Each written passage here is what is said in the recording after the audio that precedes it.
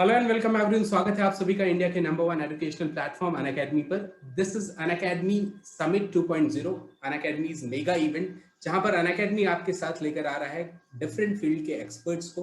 We have certain bureaucrats, we have people from politics, we have people from almost all sphere of life. और today in this particular session we have with us Himanshu Gupta.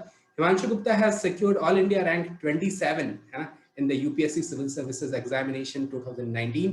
वर्ष 2019 के UPSC civil services examination में हिमांशु ने भारत में, संपूर्ण भारत में all India rank 27 प्राप्त किया है। और 27 रैंक प्राप्त करने के बाद हिमांशु ने इंडियन फॉरेस्ट सर्विसेज यानी कि भारतीय विदेश सेवा को ज्वाइन किया है। हिमांशु फिलहाल अंडर ट्रेनी है, विदेश सेवा की ट्रेनिंग ले रहे हैं। तो आज हिमांशु हमारे साथ हैं और हम इस सेशन में पर्टिकुलरली बात करने वाले हैं प्रीलिम्स के बेस्ट प्रैक्टिसेस के बारे में। तो फटाफट से इस सेशन को शुरू करते हैं। Let's talk today about best practices for prelims 2021.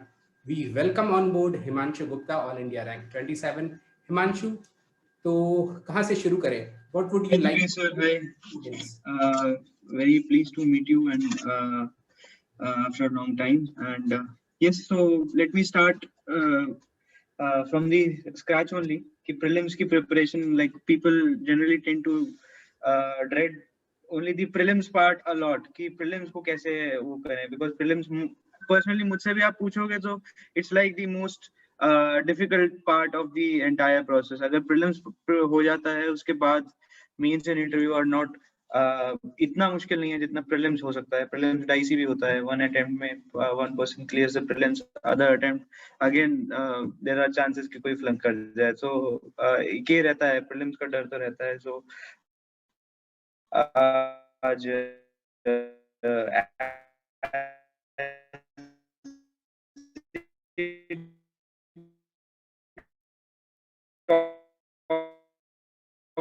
topic says best practice 2019. So I had given one attempt in 2016 and one in 2018, and then I gave it in 2019. So 2019 was the only one जहाँ पे मेरा prelims crack हुआ था. So उससे पहले वाले जो दो attempts थे, in the first one I think I scored around 80 marks, and in the second one it was around 90, and then in the third this prelims crack हुआ था, I scored 136 marks. So वो एकदम से जो jump आया था, तो there were some things that I tried to introduce into my preparation, जिसकी वजह से I thought कि हाँ prelims इस बार comfortably clear हो जाए मेरा. Let me start with the entire process only. So मैं generally divide करता हूँ इसको दो pillars में. आप अगर ये देखें तो एक होता है कि आप दो चीजें देख सकते हो आप हमेशा कि prelims के लिए एक तो आप knowledge बढ़ा रहे हो किसी तरीके से, you are enhancing your content part, knowledge base आप increase कर रहे हो, you try to refer to various sources of like NCERTs, कोई static books पढ़ रहा है, कोई modern Indian के लिए, modern Indian history के लिए spectrum पढ़ रहा है, लक्ष्मीकांत पढ़ रहा है. all those things are for increasing your knowledge, but it is not only the game of knowledge. आपको जो prelims के अंदर एक एग्जाम होता है, जो एग्जाम प्रोसेस में जो बैठ के आपको क्वेश्चन सॉल्व करने, the entire according to me entire UPSC की हर स्टेज आपको एक चीज तो आपको लेसन सिखाती है that you cannot know everything under the sun. आपको कुछ चीजें अप्लाई भी करनी पड़ेंगी. आप सब चीजें अपने नॉलेज के बेसिस पे सब कुछ नहीं क्लियर कर सकते हैं. So you need to apply that knowledge and try to reach the right answer. It may be possible, let's say prelims में एक MCQ आया है जिसमें 4 statements हैं, you know 2 statements for sure, but still third and fourth if you do not know, it is possible to handle these type of questions by application of some other peripheral knowledge या कुछ ना कुछ आप उसमें logic लगाकर आप उसको options eliminate करके you try to reach the right answer in the MCQ. So वो चीज इसलिए मैं मेरे हिसाब से हमेशा दो pillars होते हैं, knowledge and application. Even in mains you can see mains में भी आपको content है and then the presentation part है. आप दो में हमेशा break कर सकते हो. So if I talk about the knowledge part, जो content आपको अगर कैसे बढ़ाना है अपने prelims के अंदर, so I generally say that prelims is the most intensive game. So आपको width और depth दोनों कवर करनी पड़ेंगी. By width and depth I mean by width I would mean कि बहुत सारी टॉपिक्स आपको अलग अलग चीजें पढ़नी पड़ेंगी. It may be current affairs में भी there may be many other topics, sub themes, तो वो सब चीजें आप कवर करते हो अलोंग विद द डेप्थ. कि ये भी नहीं कि वो ऊपर ऊपर से आपने आधार के बारे में पढ़ा तो ऊपर ऊपर से पढ़ लिया कि आधार कार्ड में ये प्रोविजंस हैं. अब आप लास्ट 2-3 साल से देखोगे तो आधार पे क्वेश्चंस आ रहे हैं, और बहुत डीप क्वेश्चंस आ रहे हैं. तो फिर कुछ क्वेश्चंस अगर आप देखो तो वो प्रीवियस ईयर क्वेश्चंस को एनालाइज करके यू गेट टू नो कि किस टॉपिक को डेप्थ में पढ़ना है, तो थोड़ा सा उसके अंदर भी जाना पड़ेगा आपको. सो that is why in the first point that I have written is refer to the original sources. बहुत ऐसी चीजें हैं जिनको आप एक बार रेफर करना बहुत जरूरी हो जाता है. लेट्स से कोई आपने रिपोर्ट ही देखी, कोई कमिटी की रिपोर्ट आई है, या कोई इवन इकोनॉमिक सर्वे आया है, या बजट आया है. एक बार मैं ये कहूंगा कि just once you just download the original original document from the government website and just glance through it. मैं ये नहीं कह रहा हूँ कि you have to refer to them like study them cover to cover, बिल्कुल फर्स्ट पॉइंट से बिल्कुल आखिरी पेज तक you have to study, सब कुछ आपको पढ़ना है, ऐसा नहीं है. बट एक बार ओरिजिनल सोर्स को ग्लांस करने से आपको फायदा मिल जाता है उन चीजों का. Because there might be some things जो कोई एक कवर कर रहा हो, कोई नहीं कवर कर रहा हो. And you also get to know कि गवर्नमेंट डॉक्यूमेंट्स एक्चुअली कैसे बनाए जाते हैं, कैसे हाउ आर दे, उनकी लैंग्वेज कैसे होती है. Because the language of the document those are written, वो आपको मेंस में भी हेल्प करेगा कहीं ना कहीं. तो ओरिजिनल सोर्सेज को हमेशा देखिए. उसके बाद यही जो मैंने एक बार दोबारा बोला कि क्वेश्चंस जहां से मैक्सिमम क्वेश्चंस आ रहे हैं आपको ये देखना पड़ेगा. तो प्रीवियस ईयर क्वेश्चंस को एनालाइज करना बहुत जरूरी हो जाता है कि आप यूपीएससी के प्रीवियस ईयर क्वेश्चंस जो आप देखो, उसमें आप किन टॉपिक्स पे ज्यादा क्वेश्चंस पूछे जा रहे हैं, आप वो आपको आइडेंटिफाई करने जरूरी है. और उसमें आपको कंटेंट अपना इंक्रीज करना है. कैसे करना है? You can refer to as I said original sources और even other supplementary material also you can take. But आपको ये चीज करनी बहुत जरूरी है कि जिन पे ज्यादा क्वेश्चंस आ रहे हैं, फॉर एग्जांपल हर साल एक रिपोर्ट वाला क्वेश्चन आता है कि फ्रॉम कोई एक इंटरनेशनल ऑर्गेनाइजेशन या कोई होती है which comes out with a report और एन इंडेक्स. तो वो आपको एक लिस्ट आप ट्राई करिए कि ज्यादा से ज्यादा आप उसको कवर करके आप उसको लिस्ट को कंप्लीट करके खत्म करें. Because one question is coming short. Similarly आप प्रीलिम्स में देख सकते हो एनवायरनमेंट की वेटेज कभी कम नहीं होती है. Environment and ecology is something probably because forest service का एग्जाम भी इसी में होता है, तो it is bound to happen कि ज्योग्राफी, एनवायरनमेंट, इन सबसे क्वेश्चंस आए ही आए. सो इट इज आपको ज्यादा बेटर होगा कि आप इन चीजों पे थोड़ा सा ज्यादा फोकस कर लें, थोड़ा सा कंटेंट अपना ज्यादा बढ़ा लें.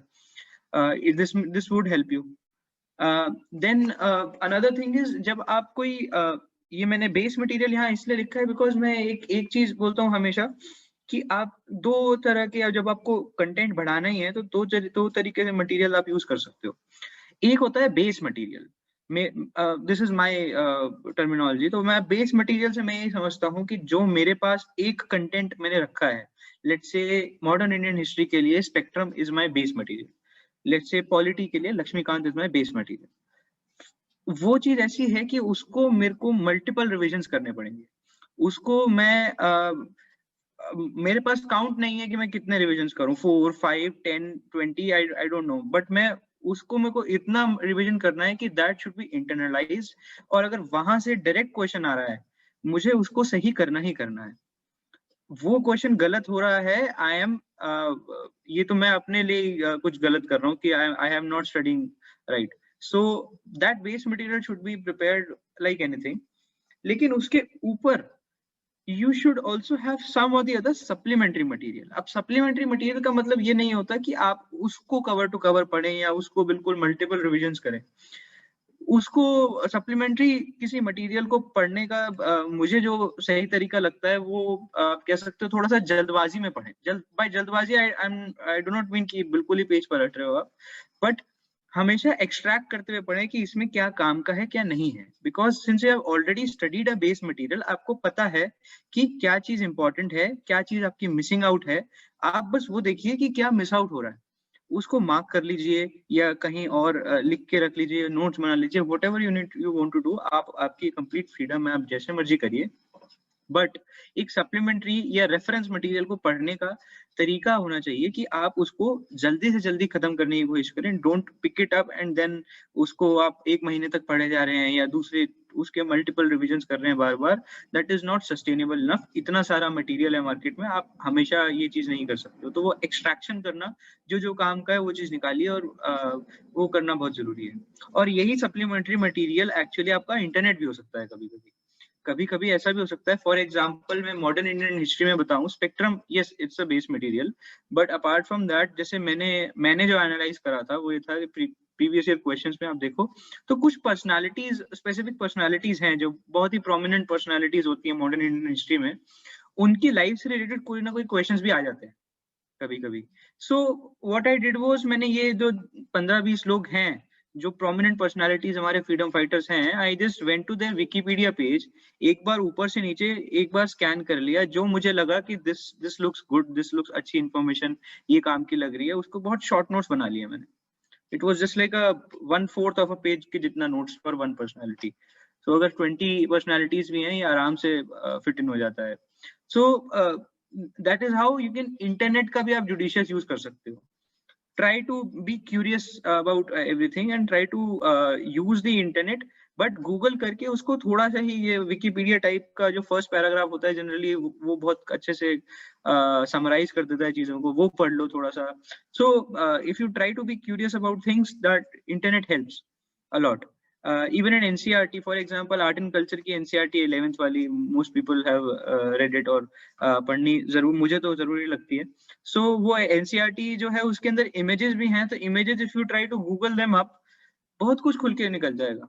सो जस्ट एक बार उसको देख लेने से I think that would help in memorization as well as कुछ एक्स्ट्रा कंटेंट भी आपको मिल सकता है जो कि बहुत ही अच्छा आपका हेल्प कर सकता है आपको MCQ को सॉल्व करने में। And again as I said, current affairs भी मतलब सेम ही प्रोसेस होता था मेरे लिए कि आप जब कोई कंपाइलेशन उठाते हैं, कोई ईयरली कंपाइलेशन उठा ली, कुछ भी उठाया आपने, तो उनको भी मैं ये कहूंगा कि उसको भी बेस मटेरियल और सप्लीमेंट्री मटेरियल की तरह चलाइए, कि एक करंट अफेयर्स के लिए एक कॉम्प्रिहेंसिव जो आपको मटेरियल लगता है, take it as a base material, उसको मल्टीपल रिविजन्स करिए बहुत ज्यादा, लेकिन कोई एक या दो सप्लीमेंट्री मटेरियल उठा के आप एक बार ग्लांस थ्रू जरूर कर सकते हो, बट उस पे आप टाइम लिमिट रखिए, उस पे आप ये जैसे एक आपने कोई और कोई ईयरली कंपाइलेशन उठाई किसी सब्जेक्ट की, जस्ट गिव इट 2 आवर्स और 3 आवर्स कि ये 2-3 घंटे में इसमें जो काम का है I will just extract them out और साइड में रख दूंगा उसको लेके बैठने की जरूरत नहीं है कि आप उसको पूरे महीने लेके बैठे हुए हैं। That would not suffice, that is not sustainable also. I think वो base material and supplementary material, मुझे ये चीज बहुत अच्छी लगी थी कि मेरा ये इस तरह से I could handle the content preparation part well. उसके बाद अगर आप देखो तो नॉलेज के लिए मेरे पास एक वो होता है कि रिसोर्सेज बहुत हैं, तो कई लोग पूछते भी रहते हैं मेरे साथ कि इवन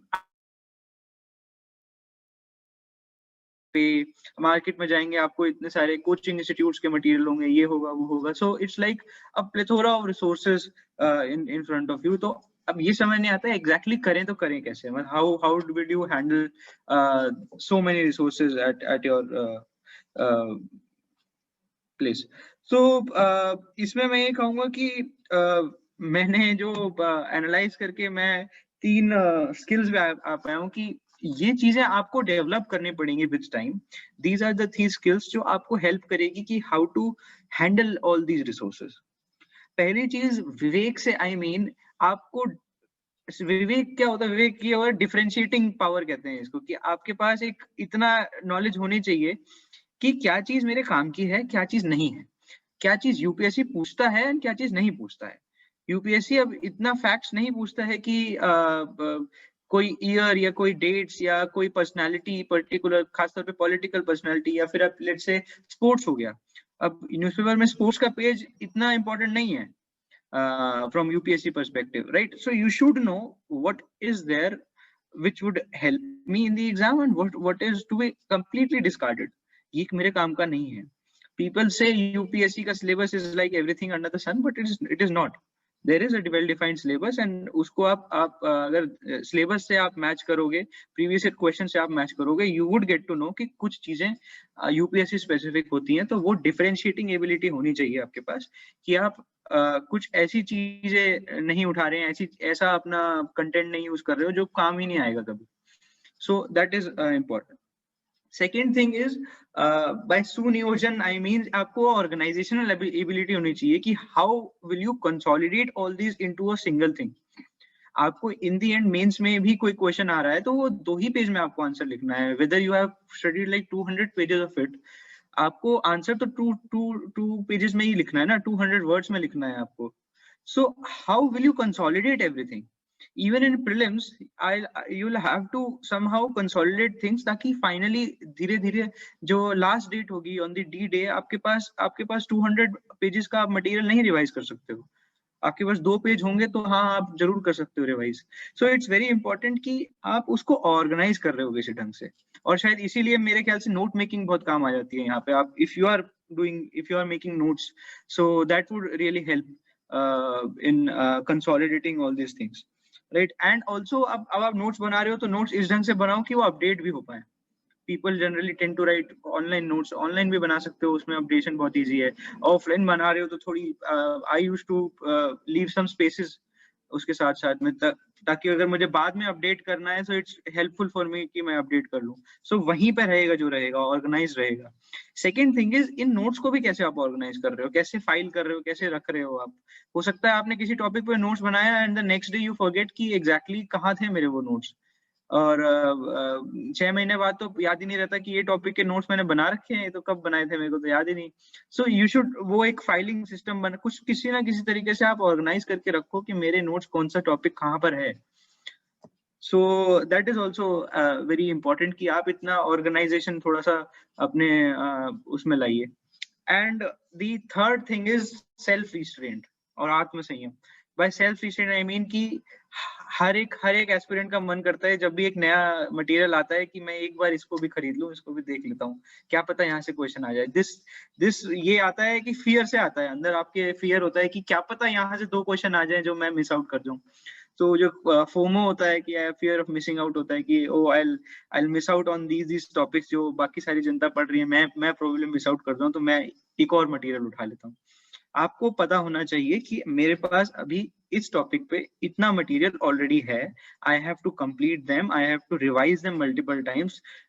अगर नहीं है कैपेसिटी, नहीं है टाइम कि मैं एक और मटेरियल उठा सकूं, सो इट्स नॉट रिक्वायर्ड कि आप उसको खरीदो भी, आप इसको कंप्लीटली छोड़ सकते हो। आपके पास ये देखो कि आपके पास इनफ टाइम एंड कैपेसिटी है वो एक चीज पढ़ने की, तो उसके अलावा आपको और कुछ करने की जरूरत नहीं है।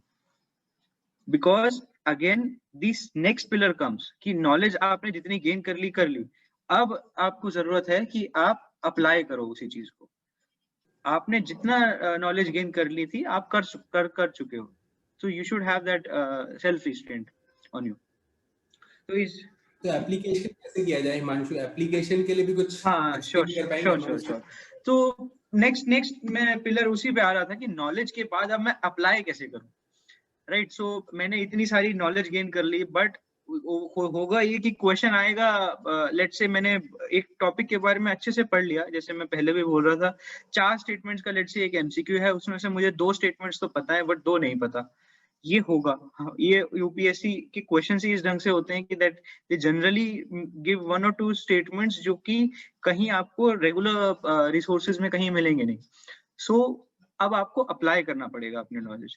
अप्लाई करने के लिए आई थिंक एक जरूरी होता है कि आप सेकेंडरी चीजों पे भी काम करो। आप कंटेंट पढ़ रहे हो, सिर्फ पढ़े जा रहे हो, बट अगर आप सेकेंडरी चीजों का, मेरा मतलब ये होता है कि आप लेट्स से आपकी प्रेजेंस ऑफ माइंड अच्छी है, राइट। आप लॉजिक देख पा रहे हो कि अगर I remember there were 2 questions in 2019 prelims जिसमें 4 स्टेटमेंट क्वेश्चन था, and in the options A B C D जो क्वेश्चन ऑप्शंस होते हैं, उन ऑप्शंस में 4th स्टेटमेंट हर एक में था। चारों ऑप्शंस में A B C D में the 4th statement was present in all of them, और क्वेश्चन था कि which one of them is correct. इसका मतलब 4th स्टेटमेंट तो करेक्ट है ही because it's in all the options. अब यूपीएससी जनरली ऐसे क्वेश्चंस नहीं देता है, ये एक ऐसा क्वेश्चन था कि दैट फोर्थ क्वेश्चन अगर सही है, that was a hint to my one और टू अदर स्टेटमेंट्स, और एक्चुअली आई कुड मतलब मैं उसकी वजह से I could solve on the basis of logic only, मैं सॉल्व कर पाया कि अगर फोर्थ स्टेटमेंट करेक्ट है, इट्स गिवन, तो यानी फर्स्ट स्टेटमेंट तो करेक्ट नहीं हो सकता है, because this is contradicting with that. So I first statement eliminate कर और I reached my answer. So और ये दो क्वेश्चंस में था ऐसे 2019 के, and this is I am just giving you this example कि प्रेजेंस ऑफ माइंड कभी कभी काम कर जाती है. सो इन चीजों को अप्लाई करने का मेरा मतलब ये होता है कि जब आप पढ़ रहे हैं किसी चीज को, अगर आप सिर्फ एट द लास्ट मोमेंट पढ़ रहे हो, let's say prelims is on 27th June this time, अगर people generally start their prelims preparation let's say 2 months और 3 months बिफोर, हाँ वो टाइम होता है when you be in prelims only mode, but इसका मतलब ये नहीं है कि बाकी टाइम जो बाकी 7 to 8 months जब आप प्रिपरेशन कर रहे हो, उसमें आप अपना प्रीलिम्स का माइंडसेट बिल्कुल स्विच ऑफ कर दो. वो भी चलता रहता है, वो integrated preparation people call it, की इंटीग्रेटेड वे में आप पढ़ रहे हो, आप मेंस के लिए भी पढ़ रहे हो, साथ साथ आपके प्री के भी फैक्ट्स रेडी हो रहे हैं, प्री के लिए भी पढ़ रहे हो आप चीज. तो over the course of entire year I think आपको प्रीलिम्स की प्रिपरेशन थोड़ी थोड़ी करते रहने चाहिए, थोड़ा थोड़ा आप बीच बीच में एक दो मॉक्स लगा लो, सो दैट आल्सो हेल्प्स कि आपकी वो रेगुलर वो हैबिट कल्टीवेट होती रहे कि टू सॉल्व द एमसीक्यू. आपको let's say most of the questions में एलिमिनेशन टेक्निक लग जाती है. एलिमिनेशन टेक्निक से ये होता है कि यू ऑब्जेक्टिवली रीच कि ये सही नहीं है, ये सही नहीं है, तो ऑप्शन यही होगा. That is also helpful. Most of them में लग जाती है. कुछ क्वेश्चंस अगर जो डायरेक्ट दिए हैं, फैक्चुअल है, लेट्स से ये क्वेश्चन आया था कि स्थानकवासी कौन सा उसका सेक्ट होता है, जैनिज्म बुद्धिज्म क्या है, तो वो तो आप एलिमिनेट करना थोड़ा सा मुश्किल हो जाता है उसमें, तो that is a direct factual, उसमें एलिमिनेशन इतना नहीं होगा, बट बाकी जनरली सारे क्वेश्चन पे एलिमिनेट हो सकता है. तो आप एलिमिनेट करने की कोशिश करिए हमेशा. Go to the options and try to cut them off कि ये ए नहीं हो सकता, बी नहीं हो सकता, डी नहीं हो सकता, आंसर सी होगा. So that helps you. तो वो पूरे के पूरे जब आप course of the entire year में आप एक एक दो टेस्ट लगाते रहेंगे, और जब आप प्रीलिम से जस्ट 2 महीने पहले आप एकदम से सारे क्वेश्चंस खूब ज्यादा टेस्ट पेपर्स लगाओगे, आई think that would be a good strategy कि आप धीरे धीरे चल रहे हैं. उसके बाद जब पीक आए तो पीक के टाइम पे you also increase your preparation, और that is a good way to go about it. Second thing is जो प्रीवियस ईयर क्वेश्चंस होते हैं उन्हीं से आपको चीजें पता चलती हैं कि what are the trends. UPSC exactly फंसाता कहाँ पर है. वो many people might have heard it कि कुछ कुछ ओनली लिखा होता है किन्हीं स्टेटमेंट्स में, किन्हीं स्टेटमेंट में बहुत ही एक्सट्रीम वर्ड्स यूज करते हैं. कहीं डेटा लिखा होता है तो डेटा जनरली उसको ध्यान से देखना पड़ता है कि नहीं है, तो डेटा पे कभी कभार वो छेड़खानी कर देते हैं यूपीएससी. तो यू नो कि यहाँ ये चांसेस हैं मेरे को अलर्ट होने की. जो क्वेश्चन एमसीक्यू है यहाँ पे इस स्टेटमेंट में अलर्ट होना जरूरी है कि वेदर दिस इज राइट और wrong.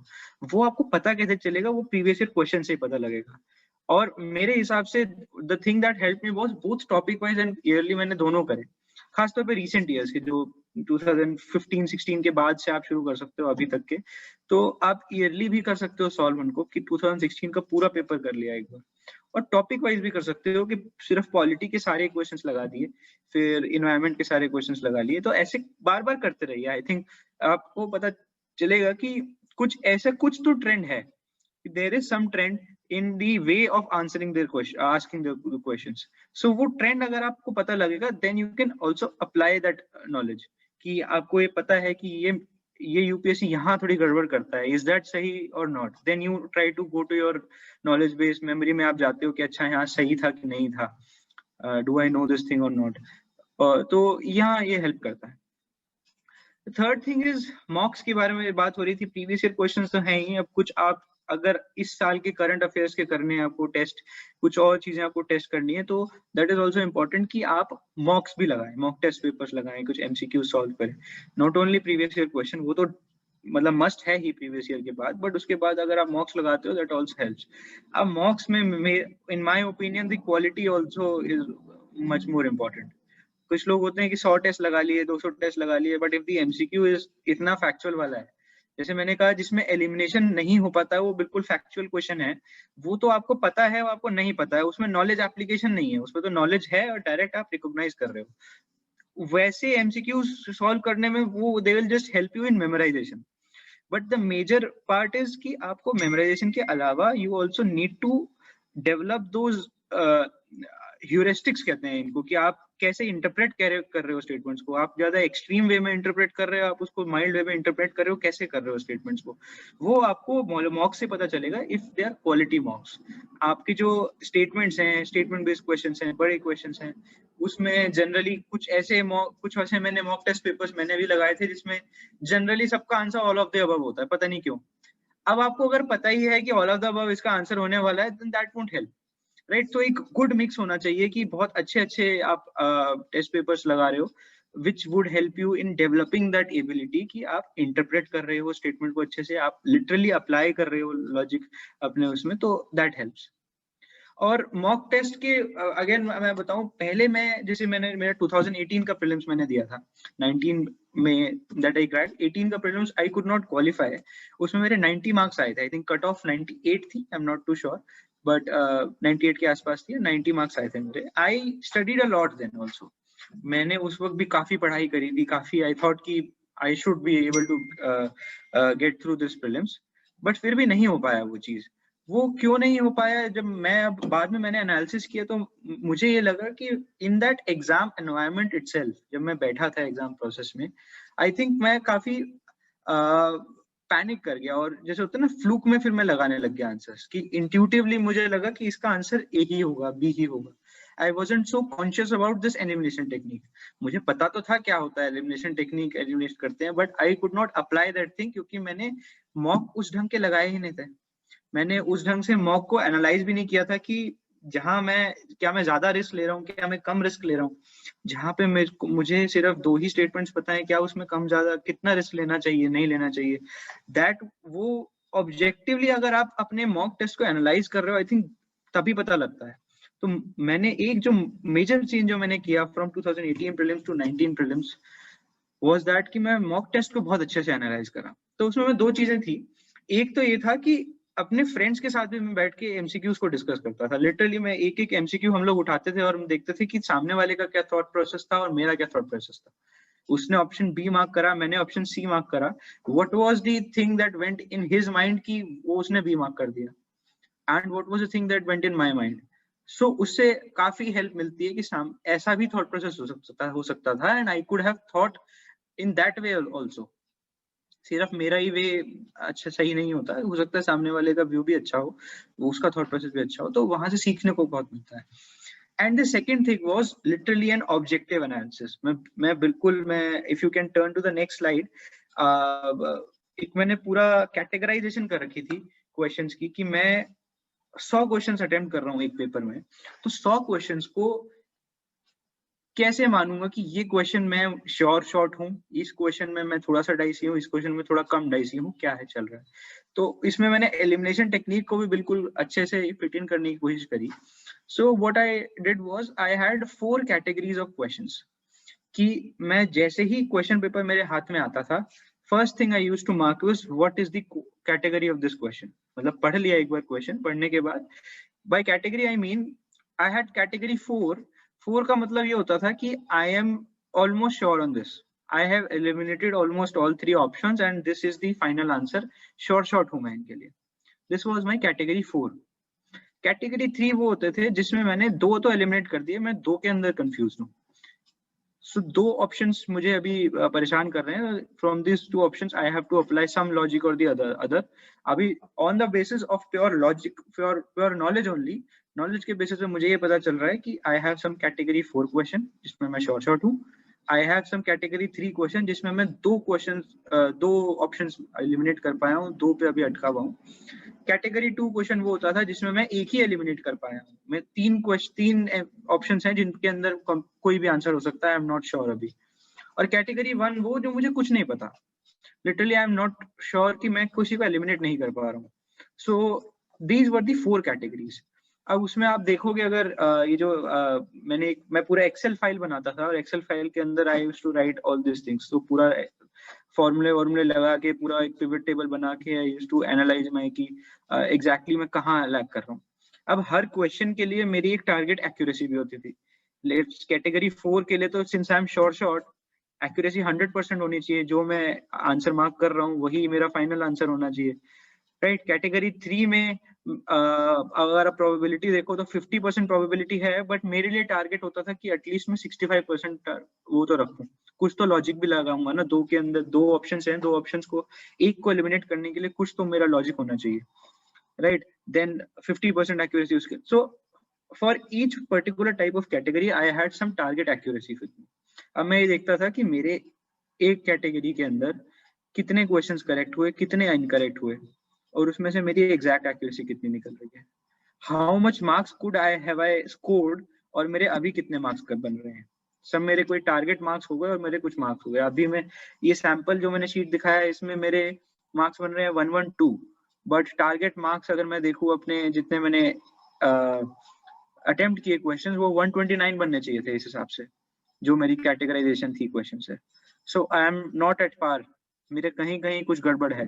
So I would try कि मैं कैटेगरी 4 क्वेश्चन में ढंग से देखूं।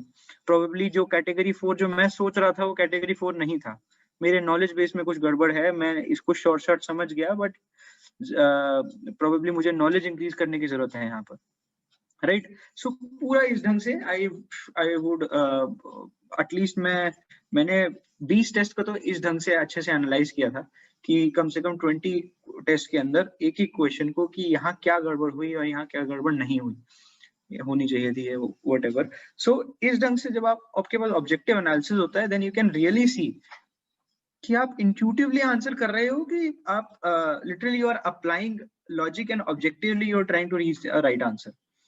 So I think all these things have helped me to gain marks in prelims. मतलब जो मैं 90 स्कोर कर रहा था तब भी मैं बहुत डाइसी था। 2018 का प्रीलिम्स और 19 का प्रीलिम्स में वो जमीन आसमान का फर्क मुझे इसीलिए लगता है, probably because I applied on the knowledge part. Knowledge increase तो मैंने कर ली थी, थोड़ी बहुत और भी करी होगी, but more than that I think application part पे मैंने ज्यादा फोकस किया कि उसको मैं मॉक टेस्ट दे रहा हूँ, मैं ऑब्जेक्टिवली एनालाइज कर रहा हूँ, फ्रेंड्स के साथ डिस्कस कर रहा हूँ। So all this things help me कि मैं इसको ढंग से कर पाऊँ। I think I landed with this, या Certainly, Himanshu, मतलब guys, I'll मतलब like to emphasize on this कि Himanshu is मतलब a student par excellence when it comes to application. Generally लोग application पर इतना ज़्यादा emphasize नहीं कर सकते। हिमांशु ने जैसा आप लोगों को बताया कि 2018 में भी उसने attempt दिया था, but he was not able to clear the prelims. But I'll make this point very clear कि 2018 का भी attempt जो था हिमांशु का, that was a very sincere attempt. और अगर मैं लेवल ऑफ प्रिपरेशन देखूं तो the level of preparation was not less, है ना? मतलब एस्पिरेंट्स, है ना? Himanshu would agree with this. मतलब I have very closely monitored and मतलब I can say very closely observed Himanshu. और अच्छा हाँ, वन मोर थिंग, इससे मुझे याद आया व्हेन आई सेड कि वेरी क्लोजली मॉनिटर्ड हिमांशु, तो हिमांशु के कुछ चीजें ऐसी थी जो Himanshu maintained as a constant things. For example, Himanshu जो टेस्ट का टाइम होता था हिमांशु का, वो बिल्कुल कांस्टेंट रहता था। मतलब फॉर 2-3 मंथ्स एक कांस्टेंट टाइम पर ही टेस्ट डेली देना, फॉर 2-3 मंथ्स एक कांस्टेंट टाइम पर ही स्टैटिक पोर्शन का रिवीजन करना, फॉर लगभग 4-5 मंथ्स या शायद उससे ज्यादा एक कांस्टेंट टाइम पर ही करंट अफेयर्स करना। And he never used to mess up with that particularly, है ना? उसको बहुत मतलब डिलीजेंटली और रिलीजियसली फॉलो करते थे कि मॉर्निंग आवर्स में अगर टेस्ट देना है, अच्छा मॉर्निंग आवर तो मैं नहीं बताती, okay I here ask Himanshu, can you tell our learners कि आप किस टाइम को प्रेफर करते थे टेस्ट के लिए, किस टाइम को प्रेफर करते थे रिवीजन के लिए? ऑल्दो आई अंडरस्टैंड कि ये मतलब काफी सब्जेक्टिव होता है, इंडिविजुअल पे डिपेंड करता है, बट आप जनरली किस टाइम को प्रेफर करते थे? Yes sir. सो मेरा एक्चुअली यही होता था, जैसे टेस्ट का आपने बताया कि टेस्ट अब आप ये देखो, एग्जाम प्रीलिम्स का एग्जाम भी मॉर्निंग में ही होता है 9 to 12, right? So it's better कि आप अपनी बॉडी क्लॉक भी उसी ढंग से ढाल लो कि initially also you start giving the test, because आप फ्रेश माइंड से भी होते हो। सो सुबह सुबह टेस्ट देना is very helpful. And secondly, जैसे कोई स्टैटिक पार्ट आप पढ़ रहे हो, स्टैटिक जो भी आप मॉडर्न इंडियन हिस्ट्री या आर्ट एंड कल्चर या ऑल दिस थिंग्स, जो भी स्टैटिक आप पढ़ना चाह रहे हो, I think it's better that, मैं तो यही करता था कि better I shifted to the morning और the first half of the day. तो वहाँ आई कुड फोकस से मैं पढ़ सकता था कि मुझे पता है कि यही पर्टिकुलर चीज पढ़नी है और इसी को यहाँ से पढ़ लो। बट आफ्टर दैट जैसे करंट अफेयर्स वगैरह ये सारी चीजें हो गई, बिकॉज उसमें ये होता है कि there are so many things, कभी मुझे गूगल करना है, कभी मुझे और कुछ देखना है, कभी हो सकता है कोई वीडियोस वगैरह देखनी है करंट अफेयर्स वगैरह के लिए। सो आई थिंक उसको नाइट में अगर मैं कर रहा हूँ when I am feeling sleepy थोड़ा सा, तो that would make me much more fresher कि मैं कई सारी चीजें कर रहा हूँ, I'm really active on internet, मैं चीजें को गूगल अप कर रहा हूँ, so all these things I think उसको मैं later half में ज्यादा रखता था। so ये रफ इस ढंग का I used to follow। Exactly Himanshu, जैसा हिमांशु बता रहे हैं गाइस आपको, तो when you do current affairs या मतलब एनी सॉर्ट ऑफ थिंग जिसमें आपको थोड़ा गूगल करना है, थोड़ा इंटरनेट सर्फ करना है, तो जब आप इस चीज़ों को इवनिंग में करते हैं ना, तो मतलब वो जो फ्रेशनेस है वो रिवाइव होती है कहीं ना कहीं। अदरवाइज इफ यू लेट से कि आप हिस्ट्री पढ़ रहे हैं या लक्ष्मीकांत की बुक पढ़ रहे हैं, पॉलिटी पढ़ रहे हैं, तो थोड़ा मोनोटोनस हो जाता है। But if you are doing current affairs तो मतलब यू फील रेजुविनेटेड, मतलब आफ्टर अ हेक्टिक डे अगर आप पूरा टाइम स्टडी में डिवोट कर रहे हैं तो आपको थोड़ा रेजुविनेशन फील होता है। और at the other hand morning का टाइम जो होता है उस समय यू आर क्वाइट फोकस्ड, है ना, तो काफी नैरो फोकस आपका बना हुआ रहता है। तो उस टाइम को अगर आप कोई ऐसे टॉपिक पर डिवोट करेंगे जिसका स्कोप भी थोड़ा सा नैरो है, तो वो काफी अच्छा बेटर सिंक्रोनाइज हो पाता है, आपकी इफिशियंसी, आपकी प्रोडक्टिविटी दोनों ज्यादा बेहतर होती है। तो मतलब I would agree with Himanshu here कि मैं आप लोगों से कई बार कहता भी हूँ इस चीज को कि करंट अफेयर्स जैसी चीजों को जो काफी डाइवर्सिफाइड है उसको आपको इवनिंग में करना चाहिए। देखिए, एक नॉर्मल मैन, एक लेमैन आदमी जो है वो न्यूज़पेपर मॉर्निंग में पढ़ता है, but you are not a layman, है ना, आप एक लेमैन नहीं है, आप एक सिविल सर्विसेज के एस्पिरेंट है, तो आपको कुछ चीजों को अपने अकॉर्डिंग भी मॉडिफाई करना पड़ेगा। Okay, so that was a great thing. अच्छा, one more question Himanshu, this may sound की थोड़ा सा मतलब जब बच्चे मुझसे yes। पूछते हैं तो मुझे भी लगता है कि यार ये कैसा क्वेश्चन है, ठीक है, but just to show our learners कि भाई ऐसा भी पॉसिबल है, I would like to ask you question. हो सकता है आप एग्जैक्टली नहीं बता पाए, but let's say approximately Laxmikanth कितनी बार पढ़ा होगा आपने? एक्चुअली डिफिकल्ट क्वेश्चन है कि कितनी बार पढ़ा होगा, बिकॉज ये चैप्टर वाइज भी डिपेंड कर जाता है, because there are many chapters वो जो इम्पोर्टेंट है तो उनको तो शायद उनको आई थिंक 10 बार 12 बार 15 बार पढ़ा हो सकता है। बट कुछ ऐसे चैप्टर्स हैं जो एंडिंग में दिए हैं लाइक पॉलिटिकल पार्टीज और ये सब, उसको 1-2 बार भी देख लिया है तो यू नो कि उसको 2 मिनट में एक बार और रिवाइज करना है, पता है कि फैक्चुअल चीजें कहाँ कहाँ लिखी हैं, क्या क्या आई हैव टू रिवाइज, बाकी चीजें तो पता है कि क्या है वो, I don't need to even read them about वो थिंग, तो वो तो मैं 1 या 2 बार पढ़ी होंगी। सो ओवरऑल पूरी बुक कहोगे तो उसका एवरेज लेना मेरे ख्याल से would not be a right way कि मैं एवरेज बता दूं आपको उसका। बट हाँ ये था कि जो इम्पोर्टेंट चैप्टर्स हैं उनको तो आप मेरी लक्ष्मीकांत कहीं मैं दिखाऊं तो पूरा रेनबो बना हुआ, अलग अलग हाइलाइटर्स, पेन्स, ये वो, तो देयर आर मतलब बहुत मल्टीपल रिविजन्स हैं उसके। Okay, thank you, Himanshu. Thanks for being with us. Thanks for being at Unacademy Summit. So it was a great experience for our learners. I believe they, Hannah, will get to learn a lot of things, particularly when the prelims is round the corner. Round the corner इससे बोल रहा हूँ क्योंकि मतलब for those who are preparing for the first time or even those who failed in the last attempt, I guess कि 4 months का time जब आ जाता है तो the bells start ringing, है ना? So the time when they needed this kind of session particularly. So thanks a lot on behalf of the complete Unacademy team and on behalf of our learners as well. So guys, keep enjoying the Unacademy Summit. काफी सारे sessions Unacademy Summit में आपके लिए और lined up हैं, काफी सारे speakers हैं. Do attend those sessions. Make sure you attend them. और if you have missed any particular session, तो आप उन sessions की recording भी देख सकते हैं इस video के description में. You'll get the link of Unacademy Summit. वहाँ पे आप recordings भी देख सकते हैं. Thanks for being with us. Thanks for being with us.